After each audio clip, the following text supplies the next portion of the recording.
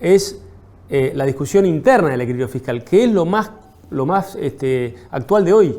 Lo que tenemos que discutir no es si el equilibrio fiscal está bien o mal. Lo que tenemos que discutir es quién está pagando más impuestos, quién está pagando menos, quién está haciendo más esfuerzo para llegar a este ajuste, por qué hay regímenes especiales de empresas que nadie los toca, ¿no? ¿Por qué los jubilados participan tanto, los asalariados formales, con la vuelta del impuesto a las ganancias y reducimos bienes personales casi a cero? La discusión es intraequilibrio fiscal, no si el equilibrio fiscal está bien o mal, que es lo que veníamos discutiendo hasta diciembre, ¿no? Que fue para mí el gran error del kirchnerismo.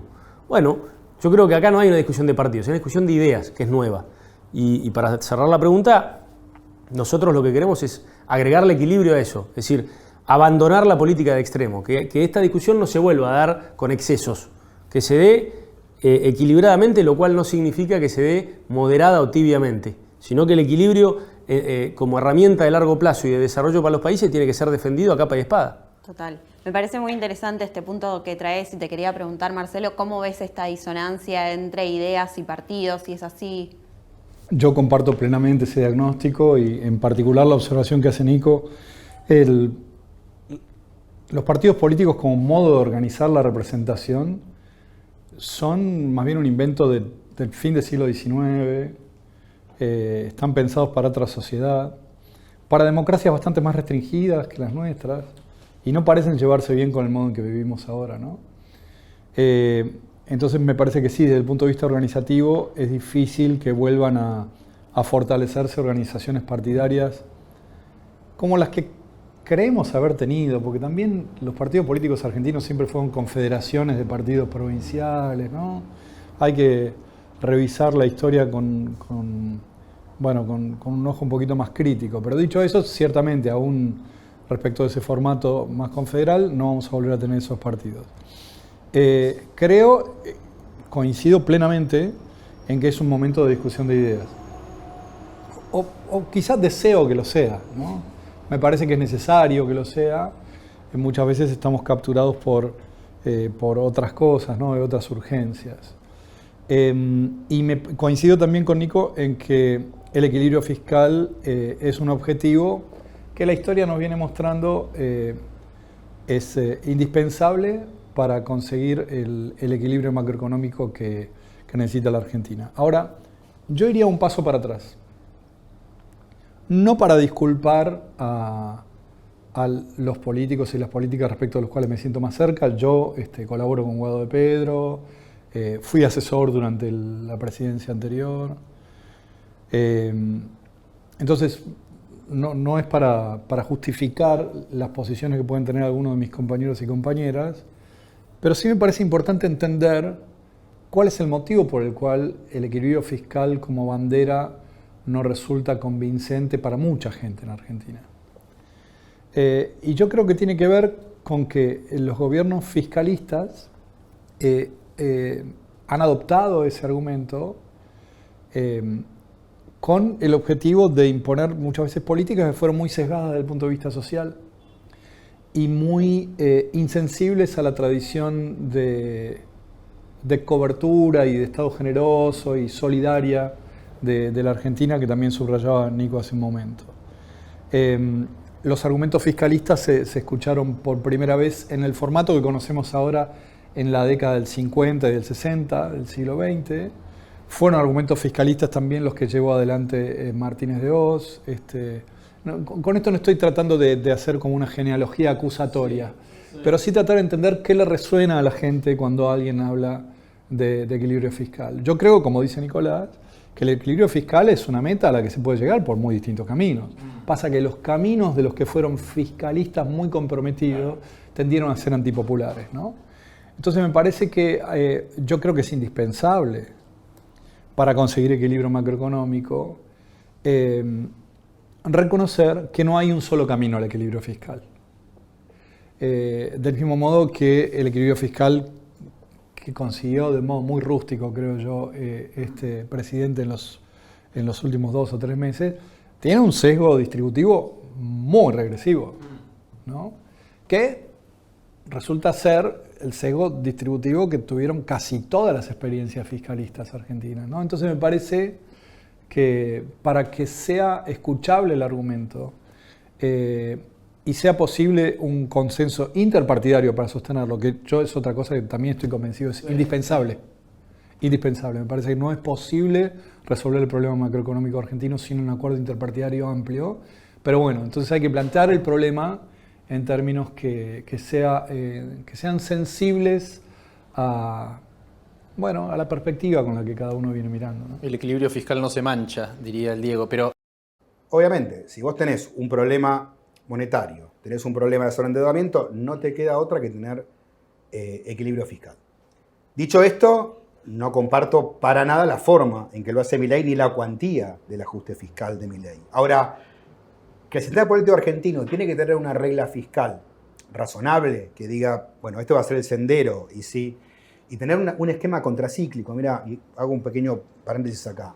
Hace algunos años, José Antonio Campo, que es un economista colombiano de los mejores que tiene América Latina, que dirigió la CEPAL y hace pocos años fue ministro de Hacienda de Colombia, él escribió hace unos años un paper sobre los sistemas fiscales en América Latina. Y él decía, en América Latina hay básicamente países que son contracíclicos, es decir, que cuando la economía crece, tratan de ahorrar, de gastar menos. Cuando la economía está en recesión, el Estado gasta más justamente para compensar la baja demanda del sector privado y evitar que se profundice la recesión, y usar entonces el ahorro de los periodos de bonanza. Eso sería política fiscal contracíclica. Después hay otros países que son procíclicos, es decir, gastan más cuando la economía crece, entonces ahí amplifican el ciclo. Cuando la economía entra en recesión, el ciclo se agudiza porque el Estado ahí gasta menos. Y después hay un tercer conjunto de países que son los países acíclicos. Ahí está la Argentina. Argentina, cuando la economía va bien, gasta más. Cuando la economía va mal, gasta más. Y así vamos acumulando un déficit estructural que además en nuestro caso ha tenido un gran componente de derroche de recursos, Leandro, porque cuando vos mirás, y esto Coqui lo conoce muy bien porque como gobernador de una provincia como Chaco lo vivió, muchos subsidios para subsidiar la tarifa electricidad y gas en la zona más rica de la Argentina. Y después te vas al norte del país y no hay gas, lo cual tacha actividades industriales. Sí, la garrafa social en Posadas, no sé, en Resistencia o en Gran Resistencia, es los Reyes Magos a veces. Claro. Aparte porque ese es un gran problema, sí. El tema de... A ver, acá yo siempre digo, un porteño, desde que nace tiene pavimento urbano, vereda, arbolado urbano, agua potable, cloacas, energía eléctrica, red de fibra óptica, gas, transporte público de buena calidad y todo con un esquema de subsidios. Si vos tomás, desde el punto de vista fiscal, yo hice el cálculo, si vos tomás CAVA más PBA en términos de recursos coparticipables, más el tema de subsidios directos del presupuesto nacional por distribución geográfica, se llevan el 50% de la torta. Entonces, un problema central es también se agudizan las asimetrías de carácter estructural. Ahora, hay una cuestión que me parece interesante. Matías escribió con Guido Sack un libro muy interesante sobre el tema de restricción externa. Y ellos plantean, y él también un artículo respecto al tema de lo que es la tasa Tirwald, digamos, ¿no? En el sentido de los límites que vos tenés desde el punto de vista de la tasa de crecimiento con el sector externo para no tener desequilibrios en el balance de pago. Perdón, para mi tía Betty que escucha. Tasa de crecimiento y endeudamiento. Claro, que sea compatible con el equilibrio estructural de balance de pagos. Entonces, vos tenés ahí distintas reglas, tenés Marshall-Lerner, tenés Krugman-Taylor, etcétera, tenés distintos mecanismos de medición de la elasticidad. Ingreso de exportaciones e importaciones y elasticidad de precio de exportaciones e importaciones. Entonces, uno de los problemas que tiene Argentina es que, medido en términos de trayectoria, tus exportaciones tienen elasticidad sustancialmente inferior a las importaciones. ¿Eso qué significa?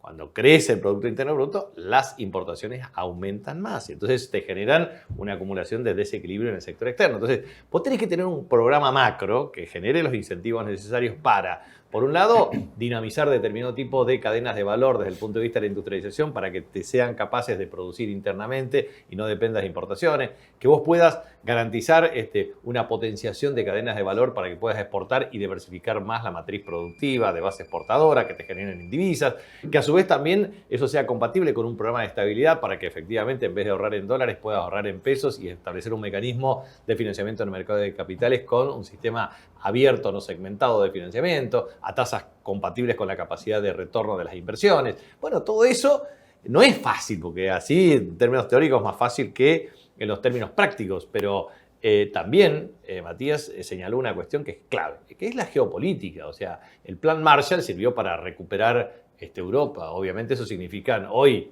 en valores actualizados, quizás 400.000 millones de dólares para Alemania, para Italia, en materia de infraestructura. Te demandan efectivamente los procesos de industrialización, te generan un mecanismo de reactivación que para nosotros no nos tocó. Si vos tomás efectivamente la tasa de Japón, vos mirás 1950, 1973, casi 9% anual acumulativo, lo mismo que los países europeos, o sea, crecieron al amparo de una política, una geopolítica internacional que permitió el desarrollo de su infraestructura, la industrialización, no exento de sacrificios desde el punto de vista de la ciudadanía y del esfuerzo desde el punto de vista humano. Pero lo que pasa es que, me parece, y esto es un gran problema para la Argentina, o sea, ¿para qué hacer sacrificios si no tenés un rumbo estratégico, una direccionalidad Es a lo que determinada? apela hoy el gobierno. Claro, ¿no? ese es el problema central. Entonces, desgastás energías inútilmente. O sea, Perón siempre decía, ¿cuáles son los dos grandes objetivos? La felicidad del pueblo y la grandeza de la patria. Porque ¿para qué querés la grandeza de la patria si no haces feliz a tu pueblo? Entonces, tenés que tener cierta dinámica de asignación de recursos de una manera ordenada. Entonces, eso no se puede resolver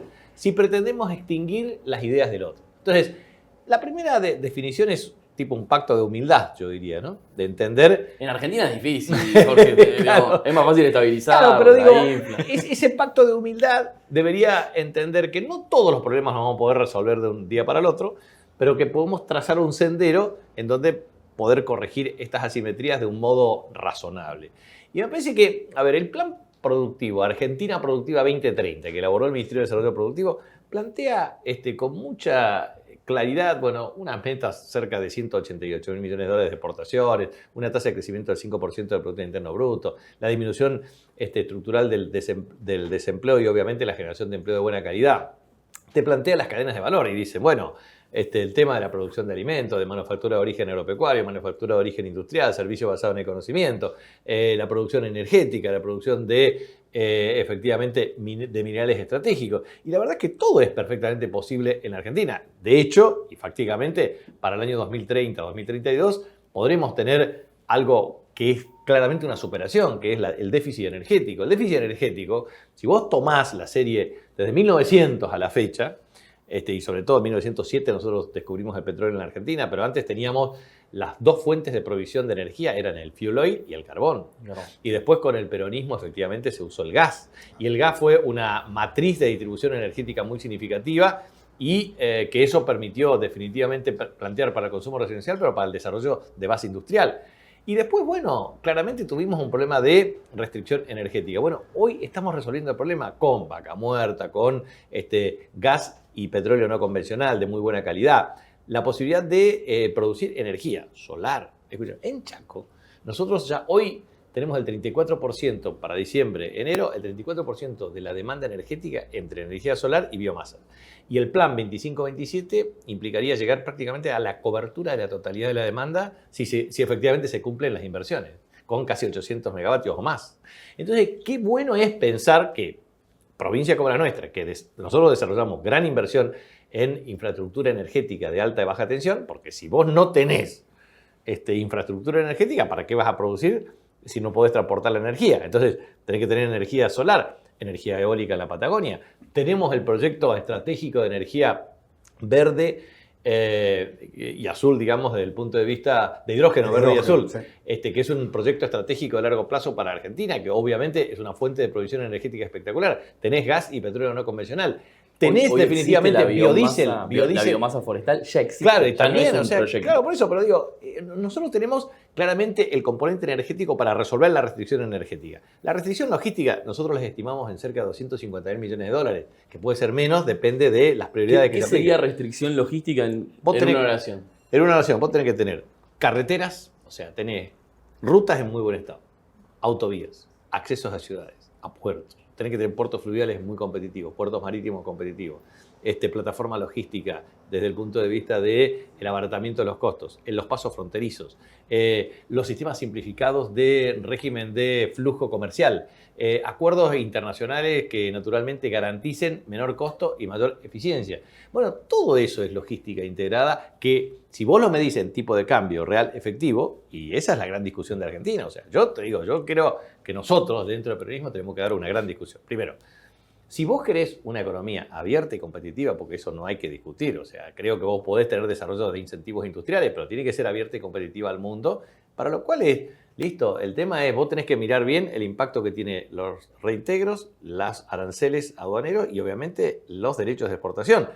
En el largo plazo, vos tenés que tener sin derechos de exportación, vos tenés que buscar un mecanismo para que las transacciones estén todas digitalizadas, que vos puedas cobrar y bajar la carga impositiva, distribuirlo mejor, hacer un sistema en donde la reducción, la percepción de ingresos, no lo logres por impuestos distorsivos, sino impuestos definitivamente que vayan. Ganancias. Ganancia y patrimonio, si es que vas a grabar. Ganancia y patrimonio, esa es una discusión filosófica, estructural en el Congreso. Entonces, ¿qué tenés que discutir en el Congreso? Primero, terminar con la evasión y la elusión fiscal, que yo la estimo en 5 puntos del Producto Interno Bruto. Segundo, los gastos tributarios. Bueno, esos gastos tributarios hay que discutirlos.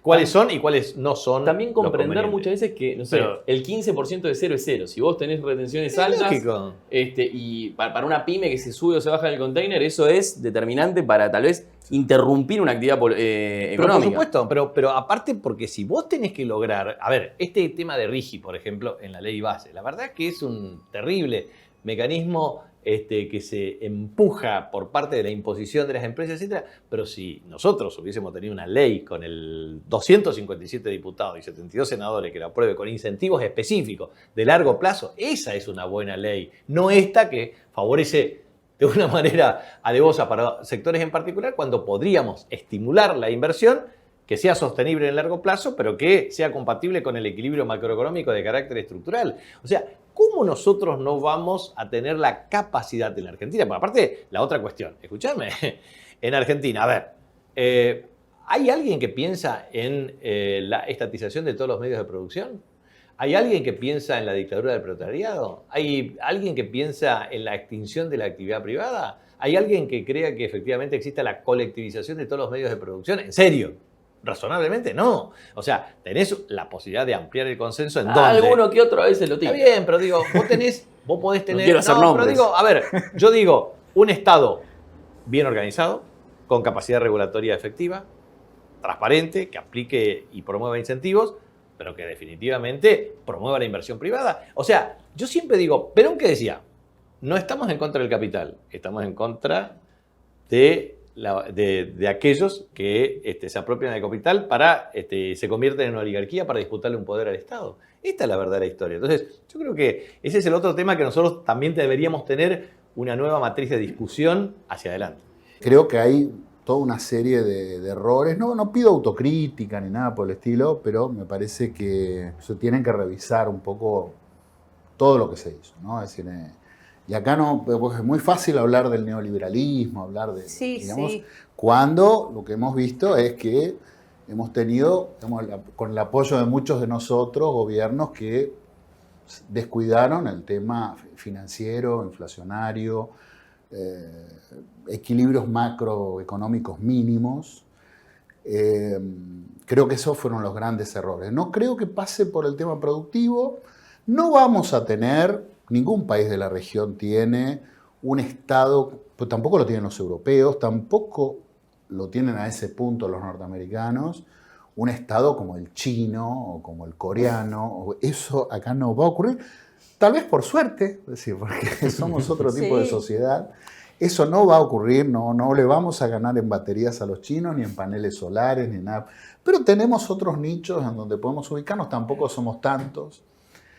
Pero creo que hay mucho para corregir, sobre todo de la experiencia 2003-2015, me parece que es la que uno ideológicamente sentiría como más próxima. Creo que hay muchísimo para rever y rediscutir. Coincido en muchos puntos. Yo creo que una de las cuestiones, vos decías, cómo se implementa, ¿no? La necesidad de implementación de cualquier política, sea cual fuere, obviamente necesitas consensos, ¿no? Y esos consensos en Argentina son muy difíciles de lograr, ¿no? Por una cuestión, ya te diría, ideológica, ¿no? Que es lo que siempre empapa el resto de las cuestiones que existen en el país. Entonces, veo muy difícil el tema de un consenso en cuestiones mínimas, ¿no? La cuestión de el déficit fiscal, por ejemplo, ¿no? O sea, muchos estamos de acuerdo que es un tema muy importante y que tiene que haber un equilibrio para poder tener un crecimiento sano, digamos, de la nación. Pero por otro lado tenés gente que te dice que el déficit fiscal no importa. Qué sé yo opino como ingeniero, no como economista, ¿no? Seamos claros. Pero yo creo que el tema de los consensos en Argentina siempre estuvo en crisis durante mucho tiempo. Por lo menos los últimos 20 años, la polarización no viene de porque sí, sino que se polarizó la Argentina. Creo que había algunas escalas que éramos uno de los países más polarizados del planeta. ¿En serio? Sí. Entonces, obviamente, al alcanzar algún tipo de dirección o por lo menos planificación que sea natural, de algo normal, no al estilo chino, como tal cual lo decía Eduardo, porque nosotros no vamos a tener un estado de esa manera, ni asiático, pero sí tener consensos mínimos en los cuales ponerse de acuerdo y decir, bueno, vamos para este lado, yo creo que son muy difíciles de conseguir hoy en día, ¿no? Hay como una gran polarización de un lado y del otro y para tener una política industrial primero nos tenemos que sentar. Yo, por ejemplo, siempre relato el tema de Chile, con el caso del litio en particular. En su momento Bachelet llamó a varios expertos de alrededor del mundo y de Chile para ver cuáles iban a ser sus políticas y su estrategia hacia el recurso litio. Los sentó y estuvieron semanas discutiendo cuáles podrían ser las políticas aprovechables de ese recurso en Chile. Esto emanó en un documento que lo usó Bachelet, después lo usó, ¿cómo se llama el presidente de Chile que se falleció hace poco en el helicóptero? Piñera. Piñera, lo utilizó Piñera, dice, pasó de un partido político de izquierda como era Bachelet a Piñera, es decir, lo mantuvo, digamos, y hoy Boric también lo mantiene, digamos, como que hay, no hago un juicio de valor si está bien o está mal esa política, lo que digo es, existió y existe y atraviesa diferentes partidos políticos. Hoy eso en Argentina es imposible. En Argentina, y esto también es muy herchunovsiano, de un texto de Herchunov y Rapetti que se llama La paradoja populista, ellos dicen en ese artículo que está buenísimo, dicen, bueno, los presidentes argentinos tienen como un dilema que tienen que enfrentar, todos los presidentes argentinos, que es el dilema de qué priorizar, el equilibrio macroeconómico o la armonía social. Entonces ellos dicen, ese dilema en Argentina es particularmente fuerte. Digo, no, parece cualquier presidente tiene que ver si prioriza el equilibrio macroeconómico, es decir, si no tiene inflación, no toma deuda y capaz eso le genera cierto descontento en la calle, o si prioriza la calle y bueno, eso implica que me suba un poco la inflación y tomar deuda o alguna de las dos cosas, o las dos, ¿no? Uno parece que cualquiera tiene eso. Bueno, en Argentina, y eso lo muestran ellos, eso es particularmente dilemático porque nosotros tenemos una sociedad civil muy organizada, con muchísimas aspiraciones igualitarias, con capacidad de movilización, digo, hacer un ajuste en Argentina es más difícil que hacer un ajuste en, no sé, en El Salvador, seguramente, digo, ¿no? Es como una Francia pobre. Claro. Estaba pensando exactamente en Francia. Tenemos una sociedad donde, bueno, claramente se moviliza. Entonces, el dilema ahí es mayor, porque ya sabes que si ajustás aunque sea un poco, seguramente vas a tener paros generales, vas a tener a las organizaciones sociales en la calle, vas a tener a la clase media haciendo un cacerolazo, te van a pasar movilización estudiantil, depende de las épocas, ¿no? Entonces, ese dilema lo tenés y es muy patente en Argentina. Y se ve se lo ve ahora Milei en ese dilema, donde vos decías, no, este tipo está convencido únicamente del equilibrio macroeconómico y va por eso. Y sin embargo lo tenés diciendo, bueno, no, para las tarifas, pero el tema es que un poco el chiste de Milei, por lo menos para, digamos, la propuesta para los sectores, llamémosle Círculo Rojo Argentino y internacional, es que el tipo no pague costos. Es que no le poniste pagar costos. Claro. Porque también es como diciendo, si al final va a ser como una especie de neomasismo, o sea, para eso es mejor el original. Quiero decir, hay un problema que yo creo que tiene Milei con eso, ¿no? Que es como diciendo, si uno le empieza a ver que él quiere autopreservarse, que él quiere el soborno del dólar atrasado, si se mete en esa, se cae, como decía Vidal de la escuela, se cae en la argentinidad, de repente, otra vez, como diciendo, bueno, el anarcocapitalismo con cepo, no sé, digamos, tal vez un poco el ethos de Milei es ir hasta el fondo justamente sin pensar en la consecuencia, el kamikaze. Pero no está yendo hacia ahí. No, es que no sé. A ver, yo no lo sé. Lo que digo es que lo que pasó con... Ustedes sabrán mucho más que yo, de hecho, pero lo de la última semana es raro. pareciera ser como que está, no se sabe si es, como dice Guzmán, un camino hacia una especie de dolarización por otros medios, o si está haciendo más lo que hacen los gobernantes argentinos míos siempre, que es tratar de ver si una especie de calma de la inflación le genera la estabilidad política, porque el tipo no quiere hacer ninguna coalición con nadie. Ergo, está atado al resultado de las encuestas, está atado a que nunca baje de 45 puntos las encuestas, porque el tipo hizo un planteo de gobierno que implica no hacer un acuerdo con nadie, ni siquiera con Macri. Sí. Entonces, bueno, o sea, claramente, ¿qué le da las encuestas a la inflación? Es el razonamiento, me parece. Sí, sí, O sea, entonces yo no puedo descuidar mi objetivo ese, porque mi objetivo ese está linkeado derecho a mi gobernabilidad. O sea, entonces lo que sucede con eso es que no es la primera que se le ocurrió que hay una especie de relación entre la estabilidad del dólar y la brecha y digamos, es Argentina más clásico que nunca, ¿no? Sí. O sea, ese es un poco. Yo no sé cuál es la solución económica, pero digo, la sensación que da es como una especie de Milei encontrándose con la Argentina como de frente, ¿no? Como igual ahí creen que puede haber algo como un cambio medio paradigmático, porque vos decís, y para mí esto también es una re característica argentina de la tensión que hay entre ordenar la macroeconomía y sostener lo social. Milei gana diciendo todo el ajuste que va a hacer y tiene un apoyo bastante popular de es necesario ese ajuste. ¿Puede ser que este planteo y con cómo él gana haga un cambio más paradigmático? Mismo hoy lo ves, se da un contexto de ajuste. Tipo un cambio cultural, vos decís, claro, como de una sociedad que dice, bueno, hay que ajustar. No estoy segura, o sea, creo que podría ser así si funciona, ¿no? Porque si no... es como, bueno, pará, hice todo este esfuerzo para que en enero capaz la inflación vuelva a saltar a un 10%. Entonces, yo creo que como es todavía muy temprano para decir que hay un cambio de paradigma, y sobre todo porque para que el cambio de paradigma se concrete, tiene que funcionar el programa. O sea, como todavía estamos en la tormenta, no es que ya salimos de la tormenta, ya está, como esto. Bueno, no sé, hay que ver qué pasa en los próximos meses, y yo creo que, incluso te diría, para decir esto es un cambio de paradigma cultural, y bueno, no, tenemos que ver qué pasa en los próximos años. No, pero en todo caso fue una batalla cultural ganada el hecho de que haya un presidente que ganó diciendo voy a ajustar. Que eso no había pasado. En todo caso, Macri ganó con las consignas del kirchnerismo. No vas a perder nada de lo que tenías. En el verano y los meses que siguieron hubo una especie de idea de que todo el mundo estaba diciendo en qué podía cortar, ¿no? Había una especie como que trasladó a la sociedad la idea de un ajuste. ¿Dónde cortamos? Cada uno tenía su mínimo motosierra. Sí, claro. Bueno, estoy cortando, no sé qué. O sea, eso yo creo que lo logró, y creo que tiene la condición política única de un sistema político destruido. O sea, Milei es su peor enemigo él. O sea, él solo se puede autoperder. No es que lo va a empujar nadie.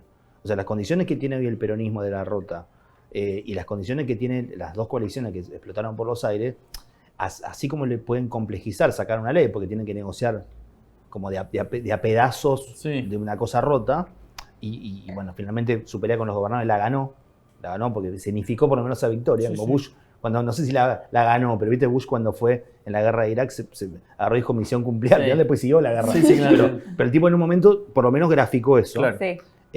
O sea, él pudo llevar a ese lugar.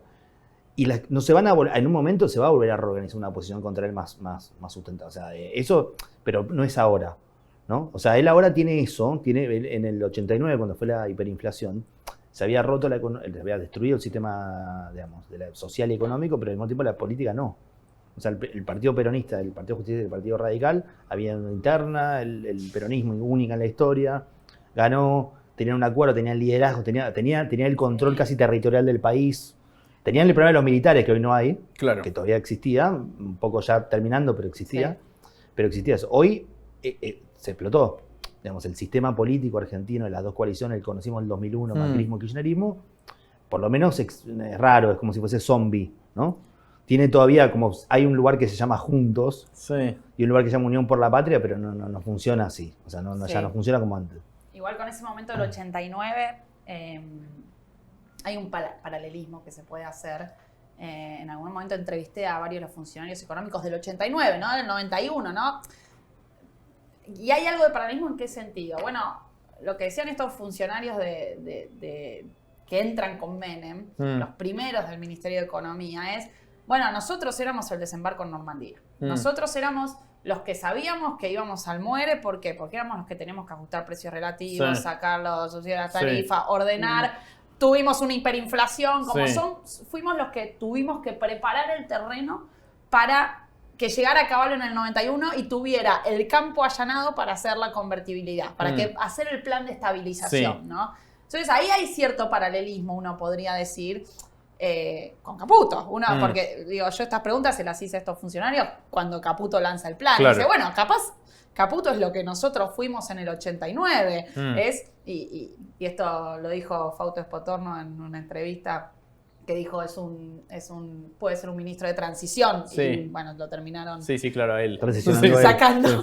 Pero digo, uno podría pensar, si se hace el paralelismo ese con el 89, bueno, hay una serie de medidas de ajuste fiscal, ordenar precios relativos, que te pueden preparar el terreno para un plan de estabilización, el que sea, no sé, competencia de moneda, dolarización, no sé qué tendrá Milei en la cabeza, y si es que tiene un plan de estabilización, él dice que no, pero capaz que sí. ¿Y un plan de desarrollo?